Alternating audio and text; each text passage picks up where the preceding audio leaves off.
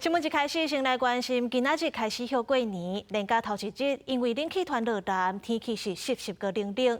玉山昨暝是降到零下1.8度，开始落雪。气象署表示，明仔载为落暝会继续落雨，新正初1到初3水气就会变少。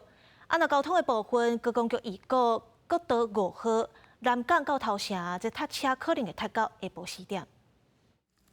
看玉山气象站四周围规个予白雪盖起，因为强烈大陆冷气团路南，国家华南分河区向东边偏山，天气正湿个冷。为初一暗时就开始落雪，温度降到零下1.8度，规个是白色色的世界迎接新春。玉山气象站的回报部分是积雪已经有5公分厚，基本上在10号之前，我们都有可能会因为水汽加上温度的配合，在各地的山区的3000到3500公尺以上，都是有可能会有降雪的部分。气象署预测，这波强烈大陆冷气团会一直为小年夜影响到正月初3。这段期间，各地半暝到透早拢是正冷，中部以北气温是10度至14度，南部差不多12至15度。那小年夜一直到围炉暝这2天水气上济，初一开始，雨区会渐渐缩小，正月初2到初3是转为大冷的天气。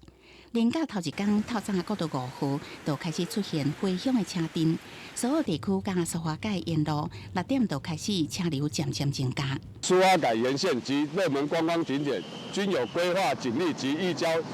通疏导管制措施。根据高速公路局的统计，到早起9点，国道全线交通量是23.200万车公里，而且今仔日的交通量是107万车公里。高速公路局嘛公布国道有5大开塞车的路段。这样的南港系统至头城路段，从早上开始就会陆续有车潮涌现，一直持续至下午的4点。另外，在国一南向的杨梅至新竹，以及国3的土城至关西，会从早上开始陆续有车潮，一直持续至中午之后。高速公路局提醒，南向尖峰日是正月初1至初3，建议用路人若做要行西部国道，一当伫早起6点前，还是中昼12点了后出发；若是国道5号，一当伫透早5点前，还是下晡5点了后上路，以免塞伫车阵内底。